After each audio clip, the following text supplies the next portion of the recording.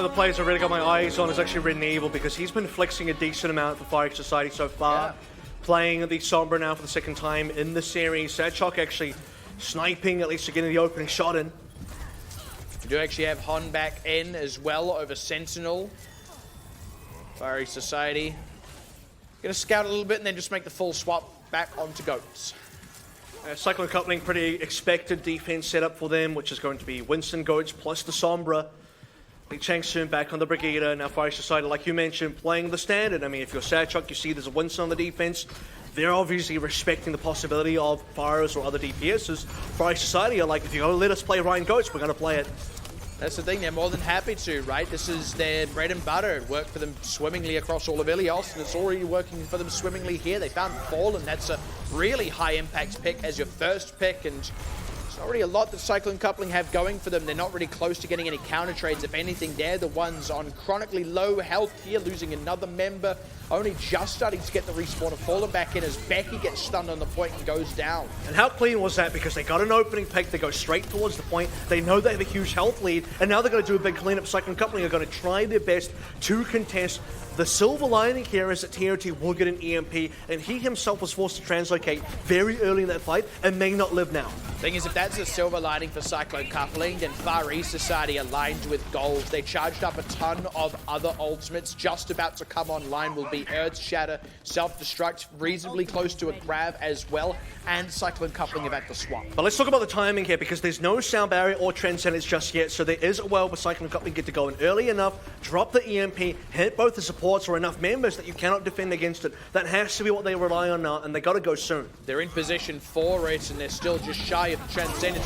Brilliantly connected onto all 6 members, and there is just no answer from Far East Society. Already losing Satchok, no way to really get any counter trades.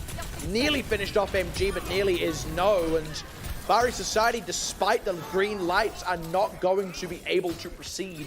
And I think for Fearless there, he's looking around, seeing who's alive. 4v6, can we take this? Do I Sound Barrier here? Is it going to be worth it? They say no. Let's just back out of this one for now. Come back with 6. All the ultimates on the team. Cyclone Coupling have 2 coming up to 3. A big fight win for them, because otherwise they would have been snowballed pretty heavily. Now they've at least got a small chance. Yeah, it does at least slow down the momentum if it doesn't stop it altogether, because this is already a favorable fight for Fiery Society. An early pick on Fallen, having only used a rally and now getting the Transcendence out of Becky. That's a bit of a whiffed grab, unfortunately, from Red Evil. That would have otherwise been a bit of a freebie if it caught so much of the team, because Becky had committed Transcendence, but it is Fiery Society still with more ultimates than Cyclone Coupling, and with the cover. Again, aggressive grab, but it pays off. He at least scoops up Becky in his own right, and Fallen far too far in, not ready for how far forward Far East Society are playing. I think Cyclone Coupling, they're trying to regroup here, but yeah, you're right, Far East Society, they capped the point. They're now in position to clean up any respawns that come through. Again, TOT is working on that next EMP, but Cyclone Coupling lost that one so quickly. You see that Becky used Transcendence before any important ultimates get used by FES. They just rallied in, and Becky's like, we took too much damage, I got a trans now. And this time, TOT does not have the same freebie as last time. There's 2 defensive ultimates. He finds Fearless at least, but Iris is still able to commit Transcendence. And that's to say nothing of the fact that Fearless will have a Sound Barrier as this fight continues to proceed.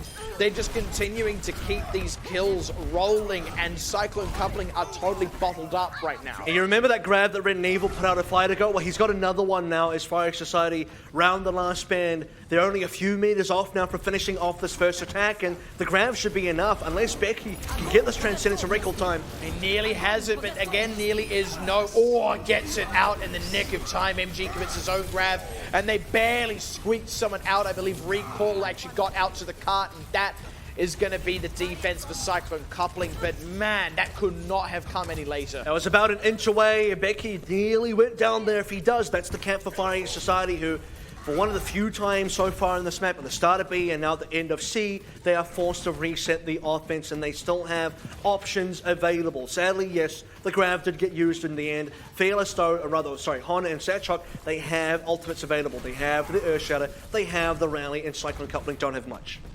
What Fiery Society would really like is probably a Transcendence. Iris still a little ways off it, but it's not out of the picture of charging it up, at least before the CMP comes in. That's a big shatter from Satchok. Nice freight train in from Fallen to at least stop too big a charge from coming in, but they find Chang soon. EMP available, and Transcendence is not. 3 members dead now. COT's got to go for it, and you wish you'd done it a half second earlier before those members had gone down, because now there's no one to clean up the otherwise 5 EMP'd members. Far East Society getting cap. You wish you'd had it maybe about 5 seconds earlier before the shadows came through, because Sadchuk lands a decent enough one that gets 2 members, then he charges into Fallen, who both of them end up charging to each other. That's 3 stunned members technically, with Sadchuk stunning himself afterwards. That's enough members down on the ground that actually Far East Society clean up enough kills. TOT's on the side doing some spam damage, eventually has the EMP, but no one can make use of it. Second time, I think, in the series after Paris that we've seen this, where unfortunately the EMP's there, but you can't really get much there.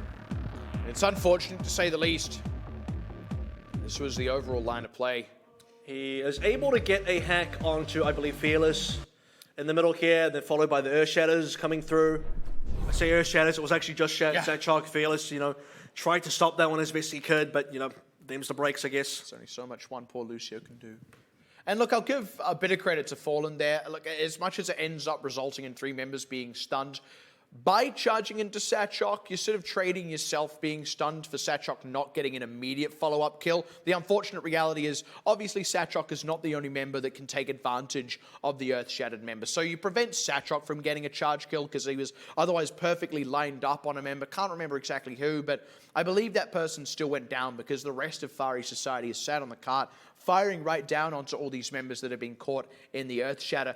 Now with the addition of Fearless, of Fallen rather, so it's unfortunate. It's smart, it's the right play, but it's also still not going to be enough. I also want to talk about matchups here, because you had this nice little swap at the start from the side of Far East Society where they saw the Winston, they saw the Sombra, they're like, now's our opportunity to play a standard Ryan Goetz, which is exactly where they thrive. And if they get to play that composition, especially into a Winston, they get to clean things up. They get to just take that round for free, or rather that fight for free. How easy was A? Once again, A just seemed like it was effortless. They got a couple of picks, walked onto the point. Everyone for Cyclone Company was too low to contest, had to contest anyway, lost all their lives, basically gave Far East Society 6 full ultimates. If it wasn't for the EMP timing that TOT had before double support ultimates came on, that would have been a big snowball, and you could imagine that Far East Society wins this one with even more time in the time bank. The thing is, even with that, it would have been more time, sure, without that being there, but even with it being there, it was a minor slowdown in the end. When you compare after that, the fight that Far East Society took, they were able to get so aggressive. They got so much value, far more value than you could ever expect to get, even if you already had a lot of momentum on your side. It's like, whatever momentum they were robbed of by losing a fight with TOT's EMP available, it's a lot of acronyms, they regained that momentum, what seemed like almost effortlessly. So from the perspective of Cyclone coupling, it's almost like it all came to naught, If you assume they don't lose a fight, they just have sort of regular wins, then they probably still end up with a similar time bank to what they got there. It's about a Sombra's worst nightmare as well when you do have a case where suddenly, okay, there are double support ultimates, which is pretty much the rest of the game after the initial successful EMP that forces Far East Society back anyway, where it seemed like minimal losses. Okay, they weren't going to be too phased by that one, but because Cyclone Company were behind so regularly for the rest of it, you can just tell where EMPs are not going to get full value here. Not enough members are alive. It's kind of like the worst possible state for you to be playing EMPs into. We're seeing now a couple of the times where sadly an EMP just has to be used because final fight in the game, don't use it here, don't get to use it again, you just lose anyway, so got to try something out. Ends up just having to throw it in there, but no team. You got to have the team. You got to make sure there's minimal defense available, and if both those things are there, then you win with the EMP. Yeah, we have just had a little bit of a delay, by the way, with getting into the second half of the map, but we have got that sorted now. So we have a few seconds off the clock already, about 45 seconds gone, but it is still the initial push here for Cyclone coupling. And you can tell so far, okay, Far East Society, they're playing Han on the Baptiste here, so it's going to be a slightly different defense. Winston for the side of Far East Society, and Fallen hacked out. Also see Red and Evil, speaking of hacked out, is the one touting that Sombra again, finds his counterpart in TOT.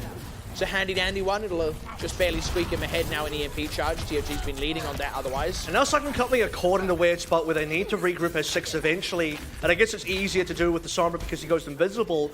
But for Cyclone Company, they still need to make a rotation happen. Trying to go to the high ground now. And where does Far East Society want to respond? Wu Chang Soon just saying back off the Sadchuk. Red and Evil trying to keep the pressure on his counterpart. Both running pretty even in terms of EMPs, but honestly, Hon with the Immortality Field could throw. Oh. Works not anymore. Becky Okay. finds a headshot. Amplification Matrix would have been a big deal as well. That's Yeah. 2 kills now. Fiery Society kind of falling apart. Not really a lot to go on here, and I think they recognize, yeah, this isn't going to go the way we want it to. We'll see how much time we can get off the clock. It's too many. Let's bank up ultimates for the next fight. Let's see if we can have a good defense here. And to their credit, they have banked up ultimates that will be useful there, but this cap is going the way of Cyclone Cup. When you have such a good start, if you're Fiery Society, for it to go over this way, and this should have been a push that takes 2 minutes for Cyclone Company. There should have been an A defense that you can just get so much time out of, and now, unfortunately, they're kind of in a way stuck on this composition. I don't know how much longer they actually do want to play this. With a Batista in your lineup, you kind of want to play for high ground, which does and doesn't exist on this part of the map. Fiery Society just need to dump some ults in, win this one quickly, and maybe play a comp that's better suited for them. Finding TOT there was nice. It forces Cyclone Coupling back a touch and allows Fiery Society to take a bit of positioning. And now they're looking to commit their own EMP. Don't bait it quite up. throw it yet. Yeah, looking to bait Becky, but doesn't fall through. Super disciplined, and now Becky gets his goods. He's about to use Transcendence. So here's a 1-for-1 as Fallen goes down, and that's kind of favorable for Fiery Society, but that EMP out of TOT, far better. Iris dying right at the top of it as well means no Transcendence. The sound barrier not enough to keep these members alive, so Cyclone Coupling getting the far better end of the EMP trades. So well read by Becky. They're using the Transcendence at the correct time, not being baited out slightly earlier. 2 ultimates is all they needed. 1 offensively with their own EMP, 1 defensively to survive against the enemy's EMP, and then 4 more ultimates now to go into the next fight, where Fiery Society only have 2. And yes, now those changes start to come through. You get Han back on the Brigadier here. You have Red and Evil playing this Zarya, but they're starting at 0 charge, and Cyclone Coupling have momentum. Iris hacked out is brutal. MG can go ahead and commit this grab, and there's nothing Iris can do about it. TOT really opening the door for Cyclone Coupling to maximize the ultimates they had available, and they already had an ultimate advantage, so this is resulting in a pretty hefty snowball favoring Cyclone Coupling. And I'll tell you what, this B phase for Cyclone Coupling so far has been phenomenal in terms of catching up. They lost a bit of time on A. They can't afford to lose too much time on C if they actually want a competitive time bank, so they needed to be able to roll through B as fast as possible. Now can they continue that on to the last point of the map, because this is where they got a cap, this is where they still got a couple of ultimates that they can lead into. And it's not like Fiery Society are coming up on much of their own, nearly at an Earth Shatter, but Becky's nearly back on another Transcendence anyway, and as to say nothing of the fact that MG is already running relatively even to Red and Evil. This is already dicey for Fiery Society as Satrok gets brought low. It's going to be the aggression now. I mean, Transcendence being used. TOT's looking for the time to go. It's very early from Iris. They were maybe trying to take a tempo Transcendence, and instead they get nothing from it. The EMP is a freebie as Cyclone Coupling continue to clean up an exceptional number of kills. Best case scenario, I think, for Fiery Society here is maybe run the clock down low enough to have a favorable time bank. And we talk about the worst nightmare for a Sombra player when there are both support ultimates available. Now you're going to talk about the wet dream for a Sombra player where one gets used, someone accidentally, or forced out, or otherwise, and there is no defense whatsoever. EMP just so free raking across the entire team. And I mean, this is what Cyclone Coupling need if they want to be able to finish the map on time. We talk about Paris not being competitive enough because the time bank was literally double on one side and halved on one end. You need a much better ratio for Cyclone Coupling for this Nambani time bank. And at this rate, it's looking like they're going to run very even in time bank unless Fiery Society really kind of pull one out of the hat on this next defense. So, I mean, on the whole, you really do see the shift in fortunes there, if nothing else. And like you think Fiery Society had a good offense. I'll be honest, they did, but it ends up being that actually Cyclone Coupling's few bits of slowdown they did get count for a lot, because Cyclone Coupling themselves have barely been slowed down, especially across B and C thus far. It's, like I said, changing fortunes. And I think, okay, you remove that one from the equation slightly. Or actually, you don't. 30 seconds. I will say, look, on A was quite interesting because you expected them to lose more time, and that was where I would say for Fiery Society they needed to slow the game down. Now they're in a lot of trouble. Satrok's got to get a lot done. Red and Evil nearly on the Graviton Surge equally needs to get a lot done. Becky's already on a Transcendence though, which means even Red and Evil's grab or A good shatter from Satchok might not be enough. Fearless close to a sound barrier, but not quite, and that's potentially a window. Arrow sees the shatter out from Fallen. There's the grab. It's shatter to try counter, but like you say, blocked, and Fearless hacked means no sound barrier. TOT has been on fire, disabling these support ultimates. Counter grab is nice. It buys maybe a bit of time, but they don't get any kills off it. And that's probably the last opportunity Far East Society had on this defense to genuinely get a win. All they get now is time off the board, and even then, it's not going to be enough to count for a lot in the time bank. Another EMP here from TOT. Another Earth Shatter out from Fallen. That's going to be the cleanup on the point. About 30 seconds will separate these two teams. You got to respect, okay, Fire Society got another extra 20 seconds off, but we talk about comparisons for the time bank. There's only maybe 20 to 30 seconds worth of difference. 31. That's about a 1/5 difference in terms of totals, or maybe 1/6 maybe. 254 to 223 there. And let's talk about A again, because we didn't get a chance to really dig into that one. What was important about that defense was Fire East Society had the advantage there. They had the amplification matrix, they had the transcendence, neither of which got used, sadly. If you amp from a distance there, they would have won the trades with the damage from long range, because you had a high ground setup on one side, a high ground setup on the other side. The team with the extra damage just straight up wins. And for Cyclone Coupling, at minimum, they have to at least hide away from that one. But sadly for Far East Society, rather, they got all their members picked out. They didn't get to use either of their ultimates, and they just give away A. If they didn't give away A, this would have been a 1-minute time bank, or it would have been an overtime time bank. Or even a single, slightly more successful fight somewhere on B and C. Look, I'll say they didn't have many opportunities, but the few opportunities they did have came to absolutely nothing. So they do come in with the favorable time bank. They do also have the benefit of defending first. So if this time they can accomplish on A what they failed to the first time around, then they set themselves up nicely. But that is only if they succeed where they previously failed. That's a huge amount of confidence for Fire East Society as well, to say, okay, just going to start the standard Ryan 3-3 goats here. Satchok going to be playing his favorite for Cyclone Coupling. How do they want to respond? Because they're going to be able to scout this one. Does TOT go back to spawn and play a fire? Because that would be some way they can opt to punish this one. Otherwise, they can opt to play their own Reinhardt here, take the gentleman's agreement, and just go for a brawl. Fire East Society are happy to take the brawl. You already see Satchok charging ahead in terms of ultimate. TOT forced back pretty early as well. Are we looking for the setup here? EMP is a big victory condition, and I guess with 150 remaining, they don't have too much time to be doing setup. They need to find picks, and they need to go. Fallen nearly lived up to his namesake there. It's taking so much free pressure, and Cyclone Coupling have had to rotate and reset a couple of times now. About a minute gone for them already. And by the way, because time isn't really that, it's not a lot of it this time around, any ultimates are really big, and Satchok nearly on a shatter.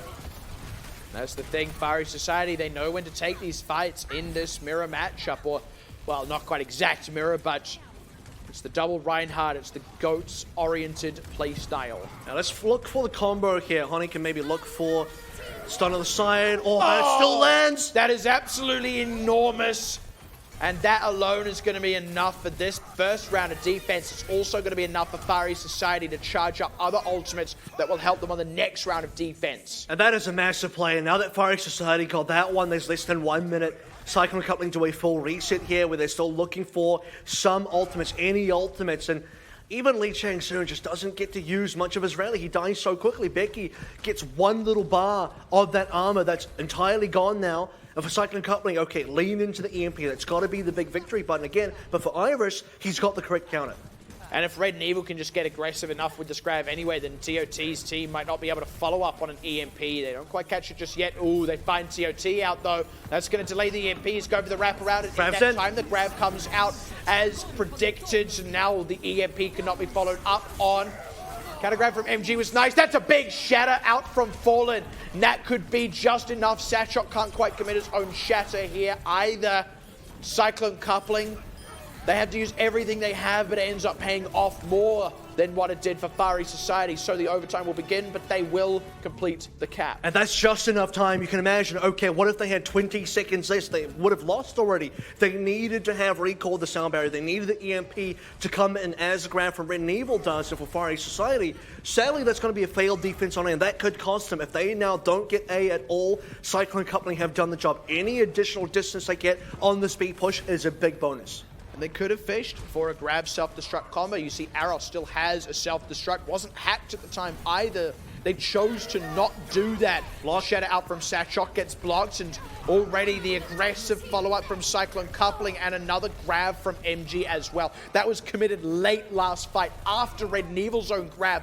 You look at the charge there. This is exactly what Cyclone coupling need as well in the overtime on the time bank. There's only been a few times where I've seen extreme distance on a time bank overtime push for the attacking team, and that usually happens because right now, because we're in overtime, respawns take far longer. Fiery Society cannot regroup very quickly. They cannot reset very quickly, which means by the time they fight again, we're going to be at the end of B. They lose that one, guess what? B is capped. And look at that EMP for TOT. No defensive answers for Fiery Society. We now arrive at B where this next fight should take place, and you would favor Cyclone coupling coming into it. He's already landed this. There it is, and it's a brilliant one too. Self-destruct is nicely placed. Will get TOT and put some pressure on these other members, but Fiery Society need to make something of that pressure. It's been a total 1-for-1 so far, with Fiery Society having the closer respawn. And Becky's got options here. He can play for a tempo transcendence. Fallen's going to go in with a shatter. Doesn't get too much done. Now Iris and Fearless coming close to ultimates as well. Red and Evil has a grab. This is where Becky can commit Transcendence. They commit Immortality Field as well, but the Immortality Field gets picked off. Fiery Society still trying to lean into whatever they have available, but they haven't got the kills.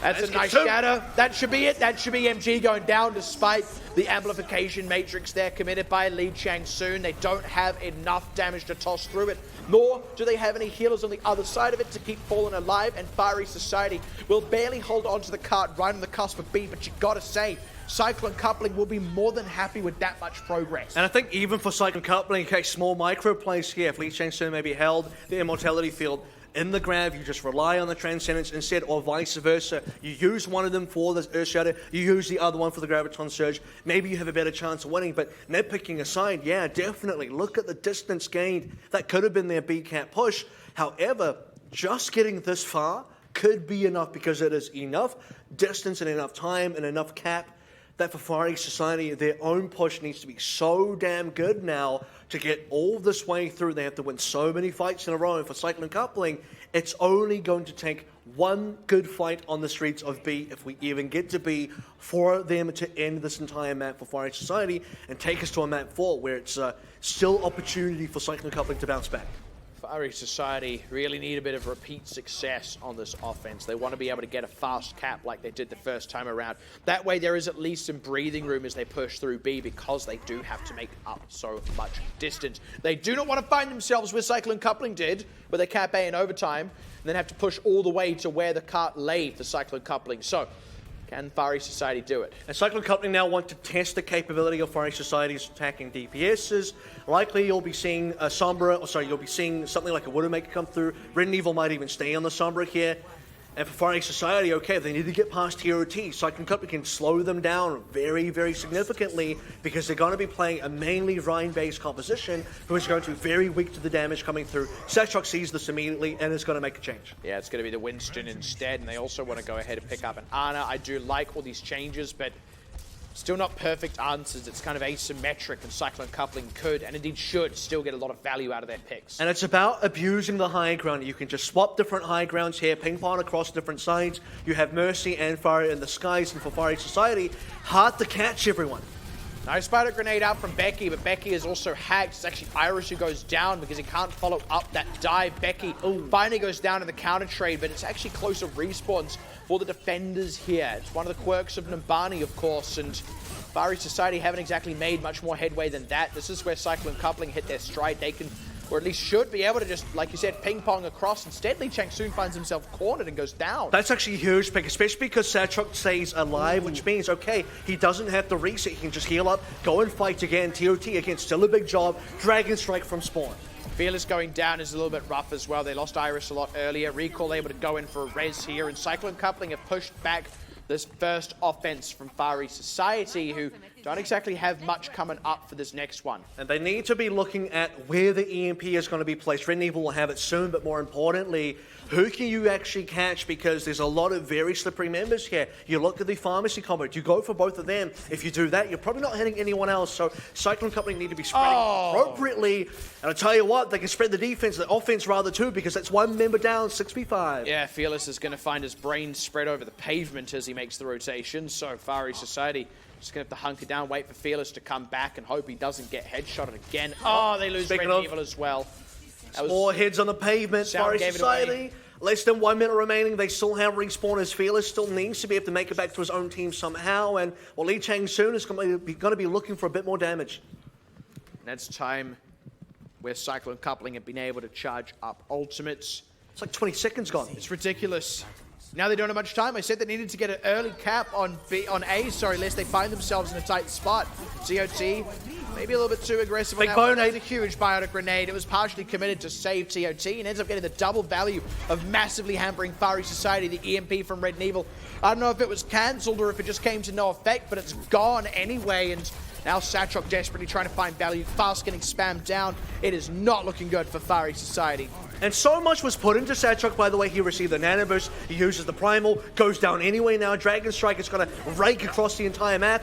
Goes down super late. Aros throws the self-destruct in. It will at least find Becky, but it's nowhere near enough for them. They commit the sound barrier, but they can't get Aros to the point. So Cyclone Coupling with a dynamite offense and time bank follow it up with a great defense. And look, I don't want to say the reverse sweep is going to happen, but certainly they're keeping the dream alive. I don't want to say the reverse sweep is happening, but hey, 3 weeks in a row we've been to map 5. Yeah. Just stating the statistics here. And for Cyclone Coupling, you also rhymed with my sentence, which was quite nice. Well, I try. It's almost like we planned it. Cyclone Coupling definitely trying their best to get to that map 5 now. Even getting there is not a guarantee to be able to win then on the poll. Look, Ilios went definitely staggeringly in one direction. Rialto is still fairly open for both sides. I will have to say, going onto that map is going to open up a lot more 3-3 options for the side of Fari Society in particular, who really lean into that. Whereas you can see, okay, going up against a Sombra-based comp, they kind of do struggle. They kind of lose a little bit of momentum there. They're not too sure, okay, how do we handle this one? Suddenly, okay, Lee Chang soon gets a couple of headshots in a row. That's actually 20+ seconds gone when you only have 250-something seconds to be able to attack in general, and you spend 20 of those minimum doing nothing. I mean, that's just, it's really evening up what the time back really was. And that's to say nothing of the original 20 seconds spent just swapping out a spawn. Cyclone Coupling didn't actually end up needing to do that, partially because they knew exactly what Fari Society were going to run on the defense, and that is actually a significant factor we're starting to see here. Fari Society, it's not that they're totally one-dimensional, but you can safely bet that they're going to run goats or some very close variation thereof, which means you don't have to scout as much. Cyclone Coupling on the defense really changed things up. Fari Society are having to lose 20-30 seconds apiece just to scout. When there's only 20 to 30 seconds separating the time banks, suddenly it's even. That's no longer an advantage. Well, we are going to be heading into map 4. It is going to be on escort, so let's not waste too much time. Let's find out how that works. Welcome to Watchpoint Gibraltar. This is escort. 2 teams face off as either defenders or attackers. This is the payload. The attacking team has a limited amount of time to escort the payload along a set path containing 3 checkpoints. The payload only moves forward when an attacker stands near it. Defenders can delay the payload's movement by standing nearby at the same time. To get moving again, attackers must clear away the defenders by force. Every time the payload reaches a checkpoint, the attackers score 1 point and gain additional time on the clock. If even one attacker is near the payload when the clock runs out, the game enters overtime. This extends play indefinitely until the attackers are either cleared off the payload or they gain more time by reaching a checkpoint. The round ends when the payload reaches the destination or when time runs out. Teams switch sides each round. Whichever team scores the most points and escorts the payload farthest wins. Hope these teams know how to swim. We're going to Rialto, which is basically Venice. I will also say something, as much as this map is decent for a 3-3, it's also very decent for, at least on the A point, Pharah and Widow, and guess which team has Pharah Widow that they're very confident in playing? It's got to be Cyclone Coupling, who are still down one map here. It's match point to the side of Far East Society. Can it be the 3-1 or will it be the 2-2? Didn't even get a chance to guess. Quick, tell us what you think before the teams walk out the gate. I think Cyclone Coupling have a strong backstroke. Oh, we're going to see Lee Chang soon, at least starting on the Hansa for now. Probably looking to swap on maybe Widow. There it is. So this is the composition, by the way, specifically Pharah Widow that Shanghai Dragons played a lot of. Sleepy Red and Evil ends up getting out alive. Irish not so lucky, and it's very aggressive defense for Far East Society that one can say has not paid off. And this is what that sad side of the coin looks like. The big punish coming through, a lot of members going down, ultimates being fed over to the side of Cyclone Coupling, who are all too happy to lap it up as they make their way through the first corner of A, slowly but surely. Very slowly, actually. The card for a little bit, but it's only a little bit. That little bit actually helps quite a bit. Dying. It evens itself out because you have a side where, okay, there's stagger spawns now for Far East Society, however, Cyclone Coupling have not pushed as quickly as possible. You really do want to see this card over in the courtyard section, and there are still more kills coming through. Far East Society just can't group up as 6. And that's the thing between the Pharah and the Widowmaker, who now has all sightlines unlocked, plus the Emperor sight. It's so hard for Far East Society to actually regroup and rotate back to this point without risking losing some heads. Don't turn to your side, Hon. You might get your head taken off. That's very risky. Yikes, they do end up making it into the mainstay of the fight. Red and Evil eats sleep on the way. A little bit tired after all that exercise. That's already Satrok dead. Self-destruct forward, finds 2. That's still a bit rough. I think anyone left alive by this point will be trying to make it into the drink, and no one even able to get that far to show off their funky freestyle. And by the way, there were only 2 fights on all of A. One at the exact spawn point. And we make the argument, we say, okay, if you fight at spawn, usually you're going to get a couple more fights because you can regroup quite quickly. Not versus this team. The second fight took place at the end of A. That is how far apart it took for Far East Society to be able to find levels of engagement. They're still playing mostly a 3-3 here with the Sombra now. Obviously, they've had the Sombra for a while. They swapped the Iris over to Memorial. We'll see what he can do with that one. It's actually a really powerful hack onto TOT, but Red and Evil can't follow it up himself because Lee Chang Soon's got that sightline on lockdown. Provides that cover fire for the grounded bird, and Satrok has to start backing out. Fearless goes down to a barrage, even though it's only a one-man ultimate to get the kill. Satrok gets a biotic grenade as he tries to regroup and dies, so the momentum has stayed firmly in the hands of Cyclone Coupling. And I'll tell you what, it might not be flashy, but getting 1 kill at a time slowly over a period of time is far more effective than just fully wiping a team on one go, because the staggered respawns, keeping them down members consistently, is what's going to get you the most distance overall on the push. And that's the thing, ever since the very first fight, Far East Society have barely been able to commit all 6 members. This is the first time they've done so, and they get an early pick on Becky. There was actually a really good biotic grenade that came out just before that, now picking up a second kill before they lose Satrok. This is probably where Cyclone Coupling are going to start to be forced back. And we'll see if Far East Society want to commit the EMP, because they're down members now. They're down a lot of members, actually.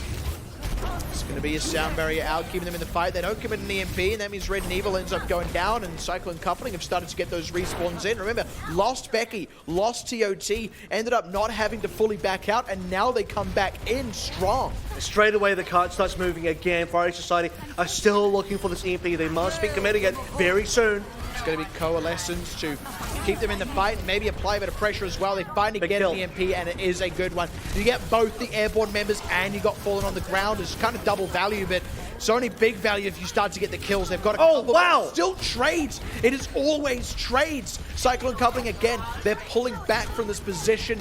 This time, having taken a few more blows on the way, but even then, it's not going to be that big a slowdown comparatively. And I just feel the exact same kind of energy that Lee Chang Soon had with that headshot onto Irish, where it's just this little mosquito tickling you on the side. You smack it onto your arm and it just squashes Far East Society. They do finally win this defense, but they did cost them a lot of ultimates, a lot of members as well. Cyclone Coupling still have a rocket barrage available. They still have the opportunity to get a lot more through here. Lee Chang Soon moving on to the Hanzo now. This is still going to be quite a bit of damage coming through. That's the difference, right? Cyclone Coupling, when they're winning, it's clean. When Far East Society are winning, it's not in the slightest. That's a 1-for-1 or 1.5. or even just 0.5 rather with Aros's mech. So now On going down is an advantage to Cyclone coupling. Satchok, again, Primal Rage very far forward, but because there's so much pressure on the backline of Far East Society, it's not like Satchok really gets anything done there. Feels like Primal, get me the hell out of here, because he just has to use it and run. Primal, I can't think of a good pun here. Red Evil eats a bite of grenade, in a bit of trouble as well. They want to commit that EMP, they do so, and that's a nice catch actually on Lee Chang-soon's Dragon Strike. So Far East Society able to throw the self-destruct up is going to really apply some pressure onto Cyclone coupling, who are otherwise trying to force their way over this last little bit on Cat. So back and forth, these trades still coming through, trades so messy in this fight. Well, TOT down's a big enough pick that for Cyclone coupling they may have to look just to reset here. However, every single ultimate that was available for Far East Society has now been used, including double support ones. Cyclone coupling, now that you think about it, I was going to say, what do they want to do with the fire? Because yes, Dragon Barrage, it's just a Rocket Barrage here, still available. However, they can't find quite the right opportunity to use it. Cyclone coupling now looking at less than 1 minute remaining, couple of fresh swaps. Still got to make up for lost time. Credit to Far East Society, it's two sloppy fights, or two messy fights rather. Sloppy is maybe the wrong word, but it does mean that Cyclone coupling have lost a lot of time. That being said, they start to get back on the front foot here with an early pick on Satchok, and Fallen, despite taking pressure, was able to get Primal Rage off, so he's still alive, and he's getting a lot more done than what Satchok has with that same ultimate. Not something we'd usually say, I must say. So now Cyclone coupling looks to get this cap. Far East Society barely keeping presence on here. They need this EMP. They do commit it, but can they follow up on the kills? Fallen's able to stay alive still. And Nano went on to, I believe it was MG. At the end of the day, Fallen still miraculously, like you said, stays alive despite not receiving it. EMP available for TOT, might not have to use it yet. That's going to be Cyclone coupling here. Two late ones coming through from Aros now. Sound barrier committed. They've blasted out TOT's EMP. Self-destruct on the point itself. Nobody goes down from it. Hans come back in now.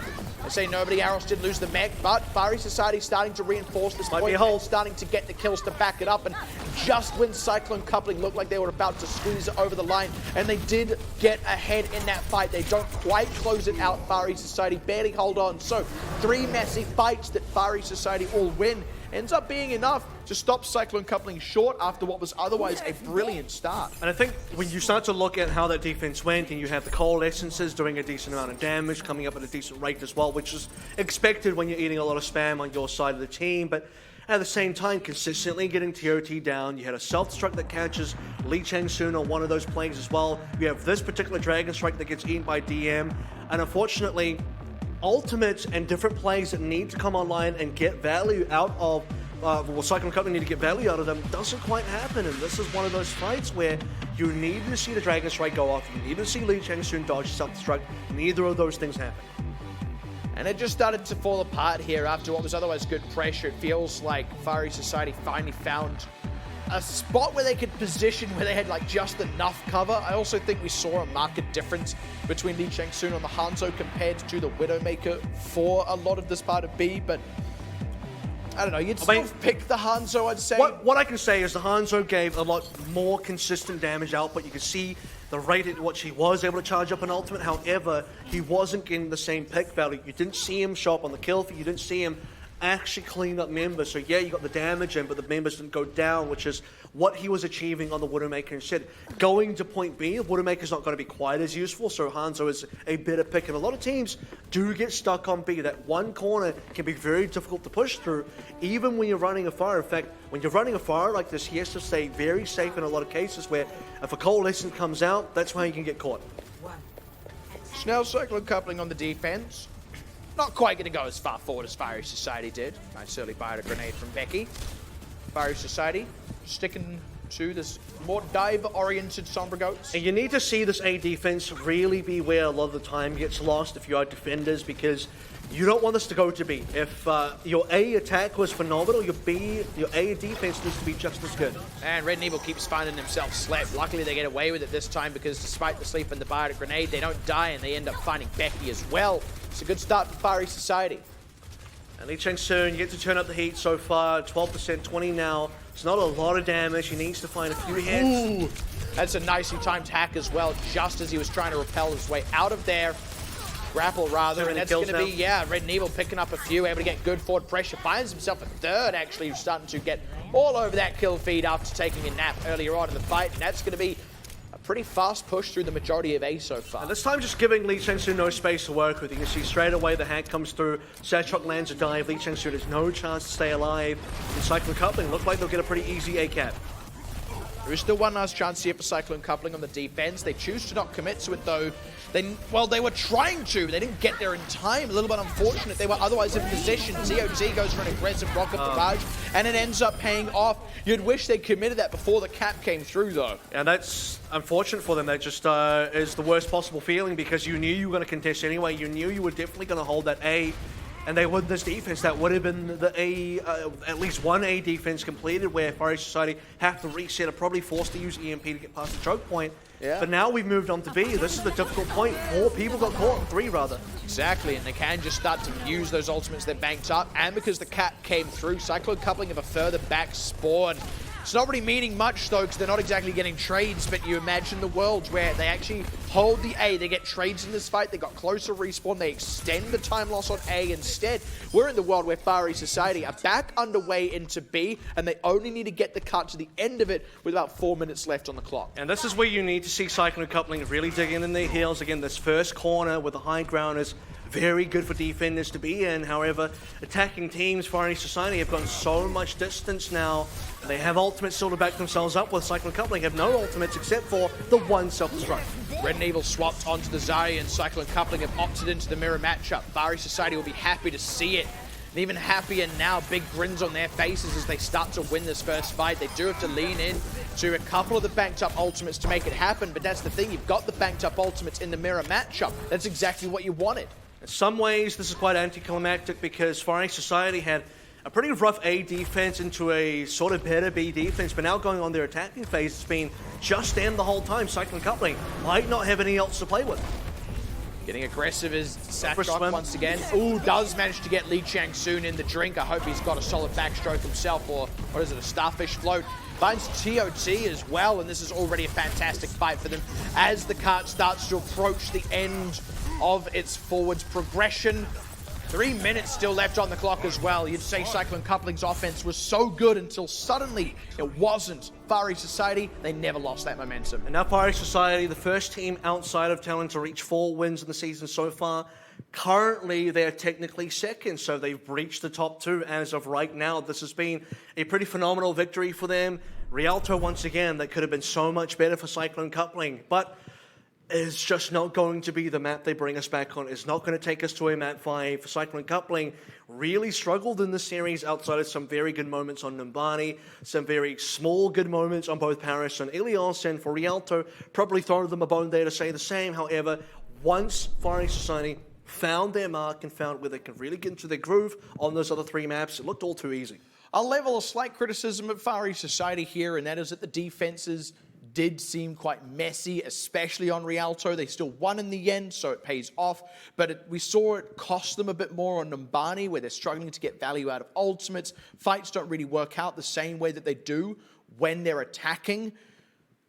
They end up squeaking out ahead, but you sort of look at that and go, well, with slightly cleaner play, maybe this should have been a 4-0 for Far East Society, and it's those sorts of results they're going to need going into playoffs, because that is actually where this team is now headed. With the 4-1 record, they are officially, unequivocally safe. Sorry, 4-2. Yeah. They are still safe from that bottom 2. There is no way they fall back down into it. They will go to playoffs. The question is where, and the question beyond that is, what sort of teams are they going to be able to beat in playoffs? Because they do still need to clean up some facets of their play. And I think the world where they can go 5-2 here is quite real because they go up against Greenleaves next week. That's very real. Got to be a pretty winnable match for them, considering, I mean, I would say in some ways Greenleaves have been this distant rival for them, being that they've met so many times in the past before Contenders. Yeah. Now being here, they've yet to play each other. And while Far East Society have definitely taken the lead now, and at 5-2, they can definitely take second place, and that's assuming, you know, Nova and Nova Esports and Global Esports can't quite catch up in time, or the map differential doesn't work out well for them. And this is where the 3-1 does kind of hurt. Like you mentioned, 4-0 would have been great because going into a 5-2 victory season end map differential can be the difference between second and third. In fact, it almost definitely will with how these other matches fall. It is likely that we actually have two teams sat on a 5-2 below Talon, and the map differential decides it. It's also not out of the question, if I'm not mistaken, for Global Esports to get a 6-1, so it might all count for nows at the end. But No, they've lost twice already. oh, there you go. So math checks out, right? Nova MS, the only way they get a 6-1 is if they beat Talon. Who's to No, say? they've lost twice as well. So They've teams already can lost only, twice. Teams Wow. can only finish 5-2. Talon, that's why no one can catch up Talon. So there you go. I want to add here, though, Global Esports in Week 7 are more than likely going to beat Jupiter, so you can kind of give them the 4-2 right now. The question is, do they beat Nova and get the 5-2 as well? Because that's got to be the real test for them. And if they can do that, they will then be able to match Far East Society, play for a map differential, or rather, like, compare a map differential. I'll tell you what, actually, that could end up being that if Nova end up being the winners of that match versus Global Esports. That would put Far East Society in second. It's likely, assuming everything else falls as you'd expect. Nova's not beating Talon. That is Nova losing to Talon, and then also Far East Society beating Greenleaves, then that's a shoo-in for the second place spot. That is a pretty meteoric rise for what is their first season of Contenders. That's what they've built themselves for here. That's what they've managed to set themselves up for. That's the position they find themselves in, and that's an incredible journey. Let's not get too excited just yet, but it is second place trials now potentially, well, actually definitely, at least for this week, reaching second place in the standings, which is a huge rise for them. Coming up still is going to be the other match that we kind of hinted at, a very important one here, Global Esports versus Nova MS. And look, the winner and loser of this is going to define a lot, so you better believe that Far East Society got their eyes on this one, and you should too, but we are going to take a break, so make sure you grab a drink and come back ready for the next match right after this.